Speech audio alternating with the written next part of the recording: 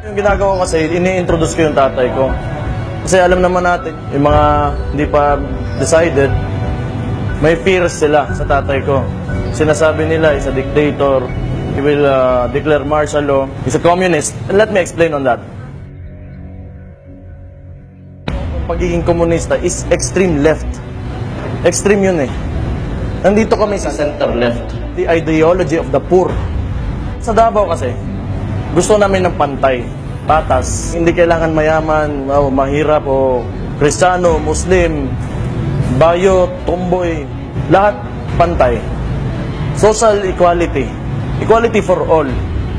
Kasi, dito sa Pilipinas, yun yung wala sa atin. Sino may hawak ng Pilipinas? Those are the greedy people.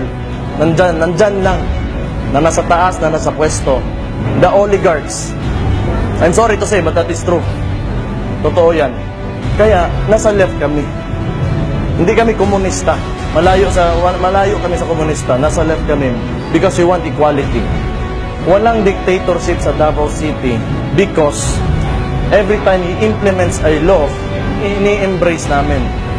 If we accept what he says, then that is not dictatorship.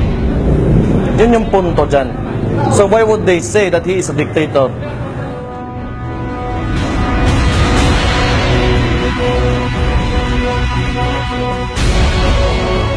Yung kalaban kasi dyan, drugs and corruption.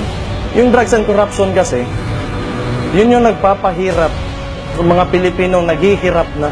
To whose benefit? To the syndicates, the few who want to take advantage of the lives of other people for their own profit. If you do not take advantage of each other at magmamahalan tayo at respeto lang, makakamit natin yung Philippines na gusto natin, na matagal na natin pinapanaginip. I assure you that.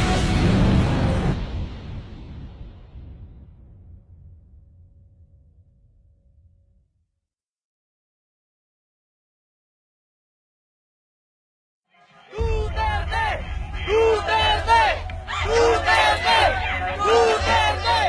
Duterte!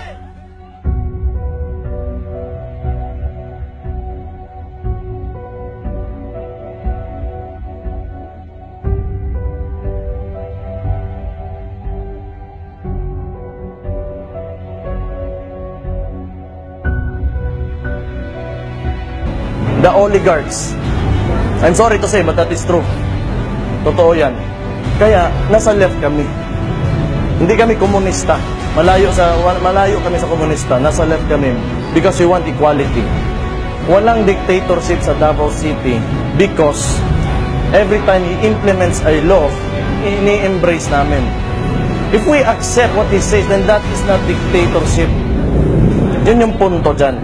So why would... Yung ginagawa ko kasi, ini-introduce ko yung tatay ko. Kasi alam naman natin, yung mga hindi pa decided, may fears sila sa tatay ko.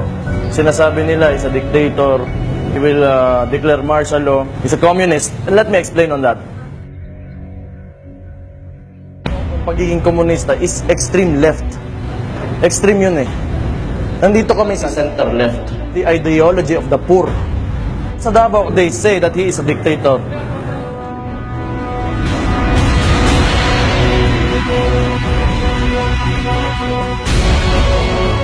Yung kalaban kasi dyan, drugs and corruption. Yung drugs and corruption kasi, yun yung nagpapahirap sa mga Pilipinong naghihirap na. To whose benefit? To the syndicates, the few who want to take advantage of the lives of other people for their own profit.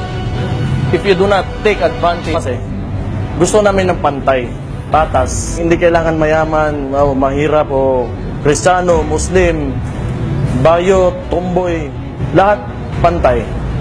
Social equality. Equality for all. Kasi, dito sa Pilipinas, yun yung wala sa atin. Sino may hawak ng Pilipinas? Those are the greedy people. Nandyan lang. Na nasa taas, na nasa pwesto.